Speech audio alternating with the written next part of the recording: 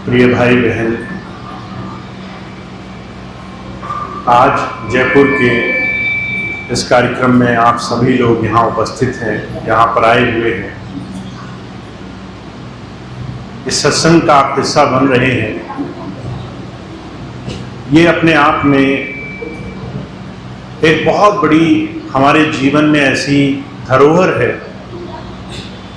जिसे आपके जीवन में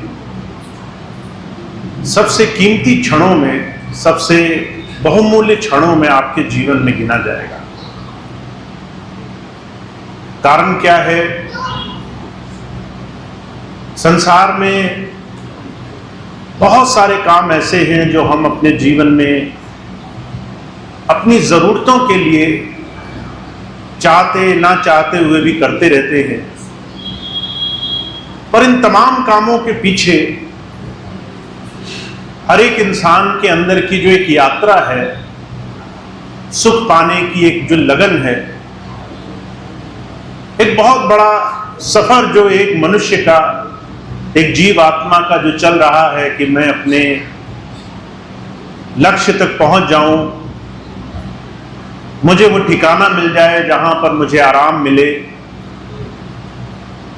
वो ठिकाना, वो आराम, वो लक्ष्य तक पहुंचने की जो व्यवस्था है, वो कभी भी संसार में बाहरी कामों से किसी ने पूरी नहीं करी है। इतिहास गवाह है, संसार में आकर लोगों ने बहुत खोज करी है। लोगों ने आकर के जब ये सोचा कि शायद धन दौलत रुपया पैसा कमाने से, मान पदवी कमाने से,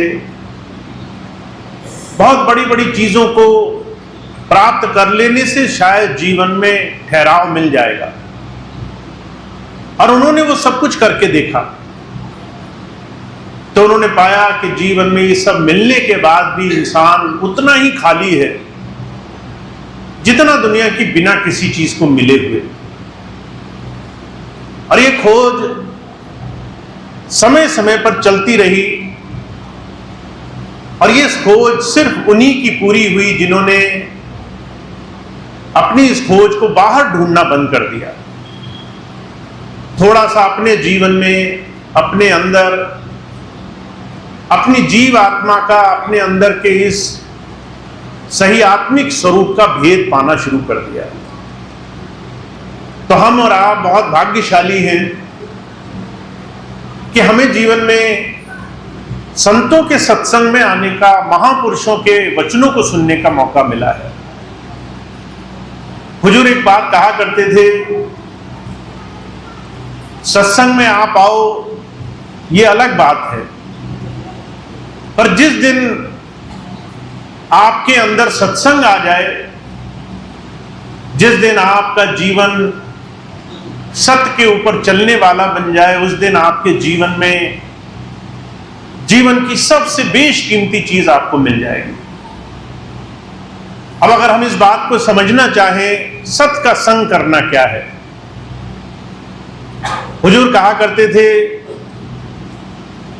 सत्य को, सच को अगर बाहरी ज्ञान ध्यान समझ बूझ से देखा जाए तो लोग बहुत संसार में अलग अलग चीजों में फंस जाते हैं। ये सही है, वो सही है, पर गुरबाणी में एक बात कही गई है, का आदि सच जुगादि सच, है भी सच नानक होसी भी सच।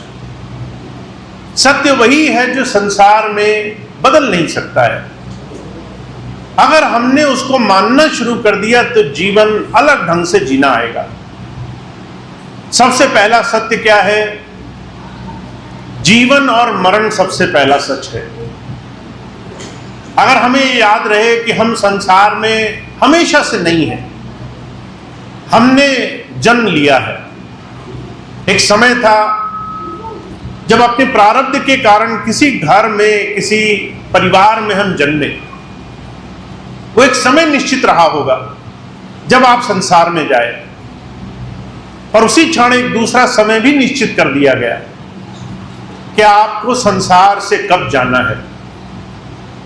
हर एक इंसान पहला सच तो मानता है, दूसरे सच से भागना चाहता है। मुझे याद है स्वामी जी के समय की ये घटना। एक बहुत बड़े विद्वान स्वामी जी के पास आए। जब स्वामी जी कहने लगे कि संतों महात्माओं का, धर्म का, आध्यात्म का ज्ञान जीते जी मरने की कला को सीखने का ज्ञान है। जियत मरे, मरे पुण्य जीवे, नानक ऐसा योग कमाए। मरना क्या है ये सिखाते हैं संत। तो जो विद्वान थे, ज्ञानी थे, वो बड़े डर गए, कहने लगे मरने की बात ना करो, मरने से बड़ा डर लगता है। जितने भी लोग हैं मरने से हर एक इंसान भागना चाहता है, मरने की चर्चा से हर एक इंसान दूर जाना चाहता है, मरने को हर एक इंसान अपने जीवन में टालना चाहता है।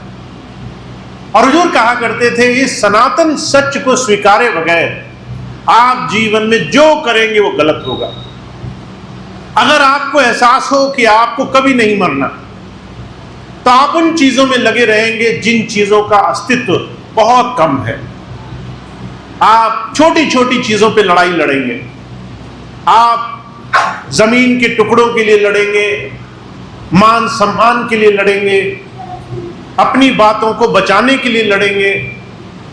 कई बार तो लोग इस बात से नाराज हो जाते हैं कि तुम्हारी विचारधारा मेरी विचारधारा से कैसे नहीं मिली, तुम मेरी बात से क्यों नहीं सहमत हो, तुम मेरे हिसाब से क्यों नहीं चल रहे हो। हुजूर कहा करते थे, अगर तुम्हें सिर्फ ये बता दिया जाए कि तुम्हारे पास एक आखिरी दिन बचा है जीने का, तुम वो काम कर लो जो तुम्हारे जीवन में सबसे ज्यादा जरूरी हो। पहले सोच लो क्या जरूरी है, एक ही दिन बचा है, 24 घंटे हैं, और वो काम कर लो जो तुम्हारे लिए जरूरी हो। तो आप आश्चर्य मानेंगे, आप अनगिनत वो चीजें छोड़ देंगे जो आज आप करते करते जीवन गुजार रहे हैं। क्या आपको इस बात की चिंता रहेगी कि पड़ोसी आपके बारे में क्या सोचता है?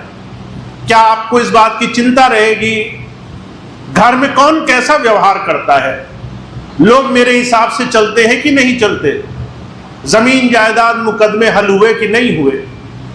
अगर आपको एहसास हो जाए कि जीवन में समय बहुत कम है, हम अचानक उन चीजों के बारे में सोचने लग जाते हैं जिन चीजों पर हमारा कभी ध्यान नहीं गया, जिन चीजों को हमने कभी भी नहीं जिया, जिन चीजों को हमेशा टाला है।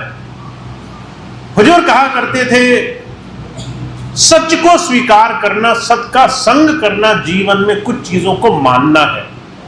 पहले ये मान लो, तुम आए हो तो तुम्हारा जाना भी तय है, चाहे कैसी ही हालत में जाना हो, चाहे हंसी खुशी जाना हो, चाहे मजबूरी में जाना हो, चाहे आज जाना हो या कुछ समय के बाद जाना हो। दूसरी चीज स्वीकार कर लो, तुम्हारे जीवन में प्रारब्ध से बांध करके तुम्हें भेजा गया है। का राई बड़े न तिल घटे जो लिखिया करता। तुम्हारे जीवन जीने से पहले, जन्म लेने से पहले एक प्रारब्ध तुम्हारे लिए निश्चित कर दिया गया है। अब आपको एक चीज समझनी है, प्रारब्ध में और भाग्य में बड़ा अंतर होता है। बहुत से लोग कहते हैं हम क्या करें, हमारा तो भाग्य ही खराब है, हमारा भाग्य उदय नहीं है, हमें कोई चीज नहीं मिलती क्योंकि हमारा लक हमारा साथ नहीं दे रहा। पर हमारे सनातन में किसी भी शब्द में भाग्य का जिक्र नहीं किया गया, प्रारब्ध का जिक्र किया गया है। आपके जीवन में जो ईश्वर ने आपके लिए होना तय लिखा है, उसके साथ अगर आप कर्म शामिल कर लो, आपको कुछ पाना है और पाने के लिए कुछ करना है। आप चाहते हो आपके जीवन में सुख हो, तो उसके लिए क्या करोगे? आपके जीवन में आप चाहते हो आपके जीवन में संतोष हो, तो क्या कर्म करोगे उस संतोष को पाने के लिए? आप चाहते हो आपके जीवन में आपकी चिंताएं कम हो, तो क्या कर्म करोगे? हम कर्म को हटा देते हैं क्योंकि कर्म करने में दुख ज्यादा है। अगर आपसे कोई चीज कह दी जाए बैठे बिठाए चीज मिलेगी तो आराम बहुत लगता है, पर अगर यह कह दिया जाए इसी चीज को करने के लिए काम करना पड़ेगा, तो हम उस काम को छोड़ने में ज्यादा यकीन रखते हैं। हमें लगता है मेहनत करके कुछ पाना पड़े तो ये जीवन बेकार है, बैठे बिठाए मिले तो आनंद कुछ और है। पर जो कहा करते थे ईश्वर ने आपके जीवन में प्रारब्ध आपके लिए निश्चित कर दिया।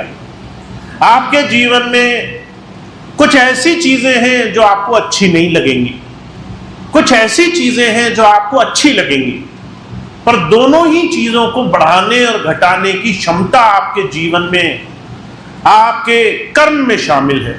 कैसे काम करोगे? अगर बुरी स्थिति देख करके मन में कड़वाहट आ गई और गलत काम करने लगे, तो जो तुम्हारे जीवन में अच्छाई निश्चित होगी वो जीवन में अच्छाई भी तुम्हारे हाथ से निकल जाएगी। अगर अच्छे काम देकर प्रलोभन में आ गए, कुछ अच्छा हो गया और खूब आनंद में आ गए कि मैं तो सबसे सेठ हो गया, सबसे बड़ा हो गया, अहंकार में चूर हो गए, वैसे कर्म करने लगे। कोई घर आया, आपने प्यार से बात नहीं करी, कोई आपके सामने आया, आपने उसको छोटा मान लिया, उसकी बेइज्जती कर दी। कोई आपके पास आया, आपने सोचा ये तो मेरी बराबरी का नहीं है, उसका सम्मान नहीं किया। अगर अहंकार में आकर कर्म बदल गया, उल्टे काम करने लग गए, तो तुम्हारे जीवन में अच्छाई तुम्हारे हाथ से निकल जाएगी। तो हुजूर कहते हैं तुम्हारे जीवन में ये स्वीकार कर लो कि सुख और दुख दोनों ही तुम्हारे जीवन में कुछ सिखाने के लिए तुम्हें दिए गए हैं। दुख इसलिए दिए गए ताकि तुम अपने जीवन में अहंकार में चूर ना हो जाना। दुख इसलिए दिए गए ताकि तुम अपने आप को ईश्वर न मानने लगना। तुम्हें इस बात का ध्यान रहे कि संसार में करने वाला कोई और ही है। तुम सिर्फ निमित्त बन सकते हो, तुम सिर्फ एक जरिया बन सकते हो। तुमसे अगर परमात्मा अच्छे काम कराना चाहे तो तुम सिर्फ साधन बन सकते हो। तुम खुद साध्य नहीं बन सकते। तुम खुद ईश्वर को अपना रूप मान करके कि मैं ही ईश्वर हूं, तुम खुद संसार में अहंकार में घूमोगे तो तुम्हारे जीवन में तुम्हारा सबसे सुनहरा, सबसे सुंदर अवसर तुम्हारे हाथ से निकल जाएगा। तो जो कहते हैं दूसरी सच्ची बात स्वीकार करनी है कि तुम्हारे जीवन में अच्छा और बुरा दोनों ही तुम्हारे जीवन में कुछ सिखाने के लिए है। वो तुम्हें तोड़ने के लिए नहीं है, वो तुम्हें हराने के लिए, तुम्हें बिगाड़ने के लिए नहीं है, तुम्हारे जीवन में तुम्हें दुखों में ढकेलने के लिए नहीं है, बल्कि तुम्हारे अंदर से अच्छाई निकालने के लिए है। हुजूर कहा करते थे, हजारों उदाहरण महापुरुषों ने दिए हैं। अगर किसी पंछी को, अपने छोटे से चूजे को, बच्चे को उड़ना सिखाना हो तो उसे घोंसले से उसे फेंक देना पड़ता है ताकि वो कठिन परिस्थितियों में जाए, ताकि वो डर में, भय में जाए कि मेरी मृत्यु हो जाएगी, और इस डर से वो अपने परों से उड़ना शुरू करे। बतख होती है, वो अपने छोटे छोटे बच्चों को पानी में धकेल देती है ताकि वो पानी के भय से, पीड़ा से, कष्ट से, तकलीफ से उस पानी में कैसे तैरा जाए, ये तैराकी का हुनर सीख ले। हुजूर कहा करते थे, संत महापुरुष हमें सिखाना चाहता है। ईश्वर तुम्हें जब जीवन देता है तो तुम्हें इस जीवन में आराम विलासिता में नहीं बिठाना चाहता। वो ये नहीं कहता कि तुम जाकर के मखमल के गद्दों पर जाकर लूटो। तुम संसार में आराम के नाम पर आलस में फंस जाओ, तुम संसार में जाकर के विलासिता में इतने उलझ जाओ कि जीवन का अर्थ तुम्हारे हाथ से निकल जाए। तुम जब संसार में जाओ तो तुम्हारे अंदर विवेक उत्पन्न होना चाहिए। तुम हर एक चीज पे प्रश्न करो, मैं क्यों आया संसार में, मुझे जीवन में क्यों भेजा गया, मुझे अपने जीवन में सिर्फ क्या रोटी, अपने शरीर पर कपड़ा, क्या अपने रहने के लिए सिर्फ मकान चाहिए, या मुझे कुछ और भी जीवन में पाना था। और हुजूर कृपाल सिंह जी महाराज कहा करते थे, आध्यात्म के पथ पर सिर्फ हम तभी चल सकते हैं जब हम खुद खोजी बन करके गुरु जी के पास जाएंगे, जब हमारे खुद अंदर से इच्छा होगी कि हम गुरु से क्या पाना चाहते हैं। मुझे बड़ी अच्छी तरह से याद है, अभी कुछ समय पहले की छोटी सी घटना है। लखनऊ में दो बहनें आई मेरे पास, आकर कहने लगी, भैया जी हम बहुत कोशिश करते हैं पर हम जो नाम हमें मिला हुआ है वो नाम कमाने में हम पूरे मन से नहीं लग पाते। भजन सिमरन करना तो बहुत दूर की बात है, हमें नाम मिला, हम समय निकाल सके, भजन पूरी इच्छा से कर सके, मन लगे हमारा, हमारी लगन हो कि हम कुछ कमाना चाहते हैं, ये हम कर नहीं पाते हैं। हमें कोई इसका तरीका बताइए, कोई तरीका हमारे पास होना चाहिए। तो मैंने उनसे जो एक बात कही वो बात मैं आपको बताता हूं। मैंने उनसे सिर्फ एक बात कही, आप क्यों नाम लेना चाहती हो? नाम लेने से क्या मिलेगा आपको? जब मैंने उनसे सवाल पूछा तो वो बहुत सोचने लगी, कहने लगी मोक्ष मिल जाएगा हमें। मैंने कहा मोक्ष का क्या अर्थ है तुम्हारे लिए? मोक्ष का अर्थ होता है चीजें छूट जाए हमसे। तो क्या अगर मैं तुम्हें अभी मोक्ष दिलाऊं तो तुम तैयार हो? अगर मैं तुमसे कहूं कि जो घर तुम्हारा बंधन है वो छूट जाए, तुम्हारा घर से तुम्हें अलग होना पड़ जाए, तो क्या तुम्हें अच्छा लगेगा? मैं तुमसे कहूं कि जिन कपड़ों के लिए तुम रोज दूसरी दुकानों पर झांकते हो कि ये अच्छे कपड़े मिल जाएं, अगर वो सारे कपड़े तुमसे छीन लिए जाएं, पैसा छीन लिया जाए, धन दौलत रुपया पैसा सब हटा दिया जाए, ऐसा मोक्ष स्वीकार है तुम्हें? तो वो कहने लगी ये तो हमने कभी नहीं सोचा। हुजूर कहा करते थे जिस मोक्ष के लिए हम जीवन में एक कल्पना बनाकर बैठे हैं, उस मोक्ष का एक छोटा सा दाना भी हम छोड़ने को तैयार नहीं है। हम जीवन का एक छोटा सा कतरा त्यागने को तैयार नहीं है। मन में कल्पना यह है कि हम ध्यान भक्ति इसलिए करते हैं क्योंकि हमें मोक्ष मिल जाए।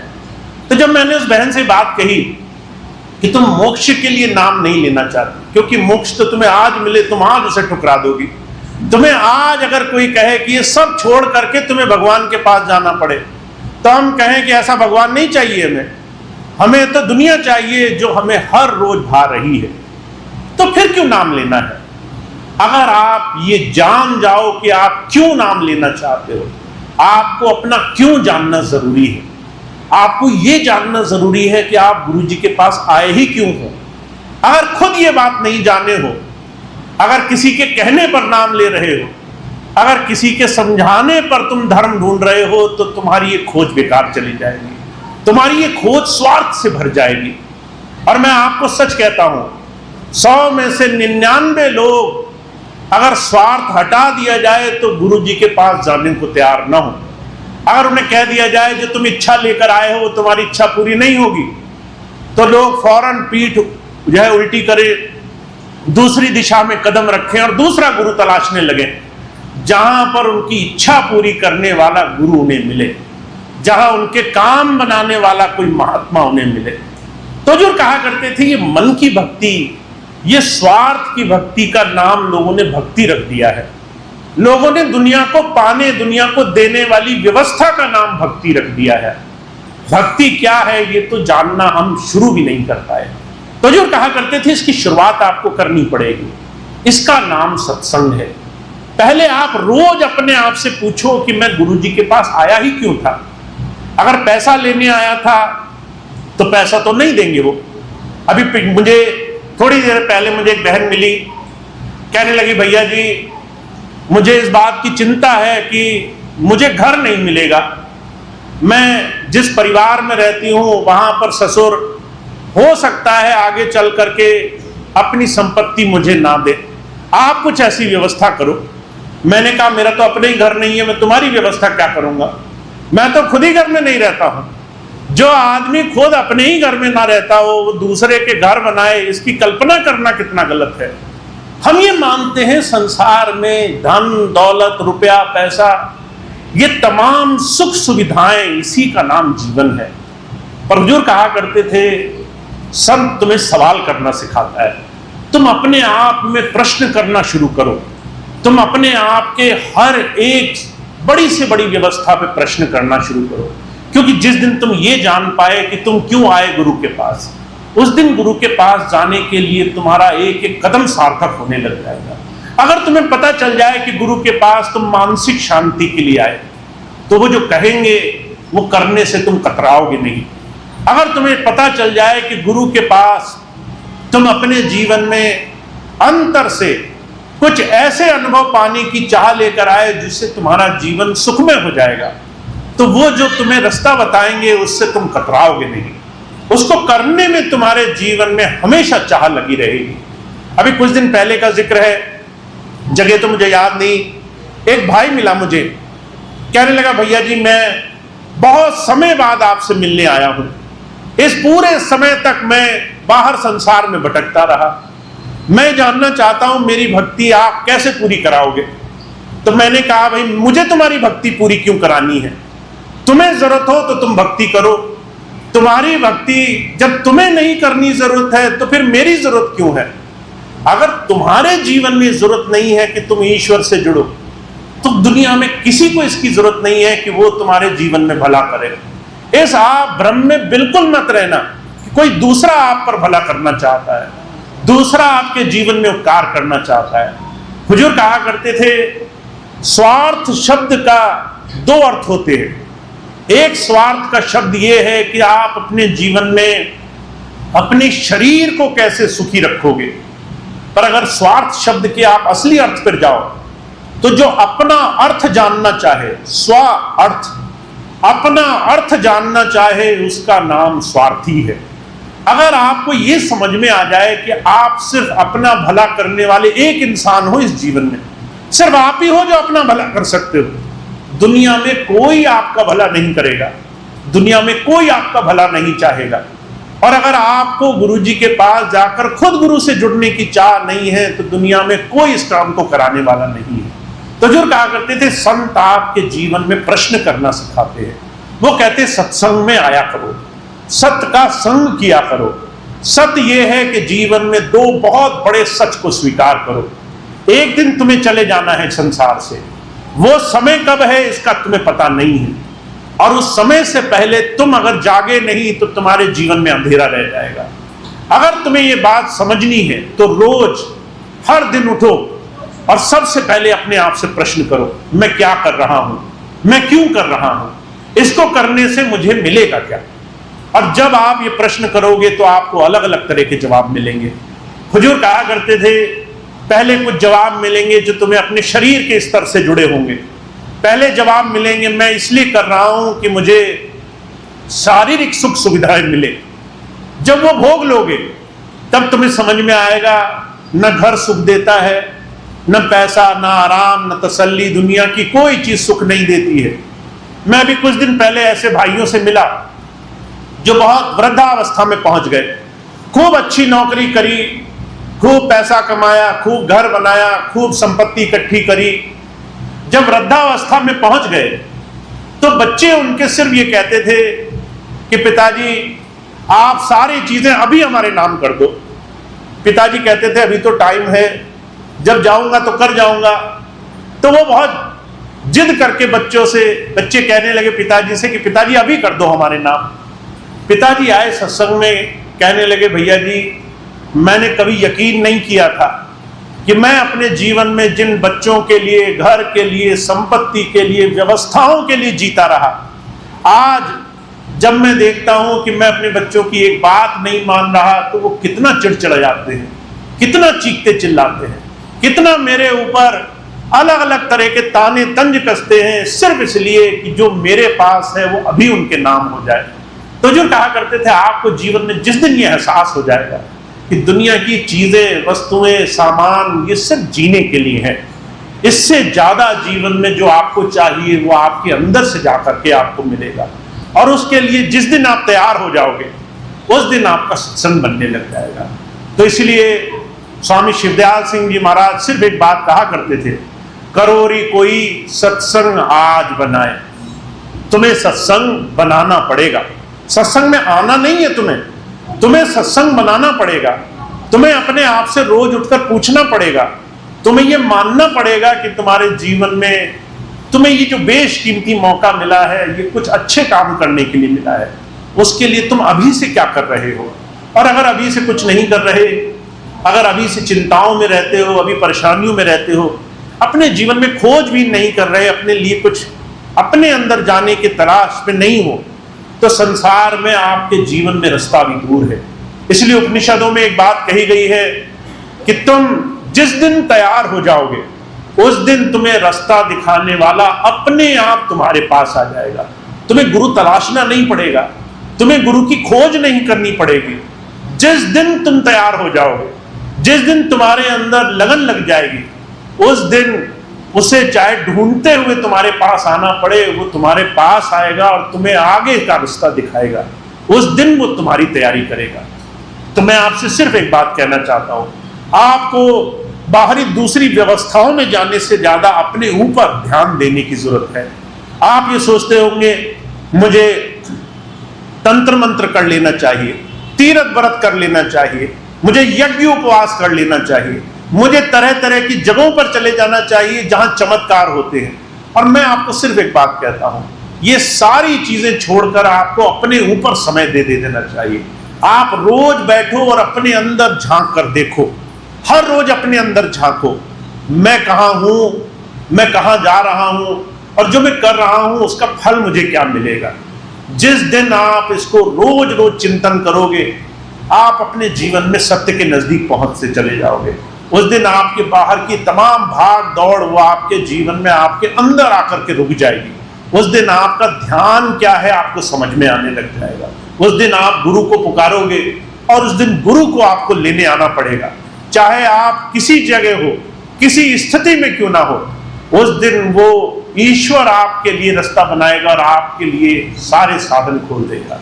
तो आप आज के इस व्यस्त जीवन में, और मैं इसलिए भी कहता हूं क्योंकि जितने बड़े बड़े शहर हैं, जयपुर जैसा शहर जहां पर आदमी के दिमाग में सिर्फ ये लगा है कि मुझे अपने जीवन में अच्छा जीवन कैसे जीना है, बहुत कुछ करने के बाद भी, और मैं हमेशा एक ही बात कहता हूं जितने भी भाई बहन बहुत व्यस्त हैं, कि तुम अपने से एक पीढ़ी ऊपर अपने माता पिता, अपने सगे संबंधियों को जरूर देखना। उन्होंने भी तुम्हारी ही तरह दौड़ लगाई थी, उन्होंने ही तुम्हारी तरह भाग दौड़ की थी। वो भी 24 घंटे सिर्फ ये सोचते थे कि बस ये काम हो जाए तो फिर शायद मुझे आराम मिल जाएगा। आज तुम उनसे एक बार पूछना कि वो कहाँ हैं, वो किस जगह हैं और उन्हें कैसा जीवन में प्राप्त है, तो आपको ये समझ में आ जाएगा कि आपकी भाग दौड़ बिना आत्म मंथन के अधूरी रह जाने वाली है। आपके जीवन की हर रोज की भाग दौड़ जब तक रोज अपने अंदर नहीं जाओगे, तब तक ये आपका समय बर्बाद करने का एक बहुत बड़ा इस माया का प्रपंच है, इससे ज्यादा कुछ नहीं। तो आपको जीवन में जितनी जल्दी ये बात समझ में आ जाए, उतनी जल्दी आप गुरु की याद करोगे, उतनी जल्दी गुरु से गुरु को मांगोगे, उतने प्रेम से अपने मालिक को याद करोगे, उतना जल्दी आपके जीवन में आपका काम बनेगा। तो आज तो मैं सिर्फ इतनी बात कहूंगा, जयपुर बहुत सुंदर शहरों में आता है, पर इसकी सुंदरता सिर्फ इस बात में नहीं है कि आप बाहर से कितनी सुंदरता बना चुके हो। इसकी सुंदरता इस बात से भी है कि आप अपने जीवन में अंदर से कितने सुंदर बन चुके हो। आप अपने ऊपर कितना समय खर्च कर रहे हो। अपने आप पर यह समय खर्च करो और अपने आप को कुछ बेहतर बनाने का प्रयास करो। जो कल किया, आज का दिन उससे कुछ अच्छा हो सकता है या नहीं हो सकता। और मैं हमेशा एक दो बात कहता हूं, अगर आप कुछ भी नहीं कर पा रहे अपने व्यस्त जीवन में, तो एक दो नियम, एक दो मंत्र अपने जीवन में रख लेना। हर रोज एक अच्छा काम करने का प्रयास करना। तुम्हारा जीवन व्यस्त चला जाए, तुम्हारा दिन पूरा खर्च हो जाए और तुम्हें लगे कि मैंने तो आज कुछ भी नहीं किया, न याद करी, न मालिक को शुक्राना किया, ना मैंने जीवन में किसी का भला किया, ना किसी की अच्छाई करी, तो कोशिश करना जब घर जाओ तो प्यार से बात करना।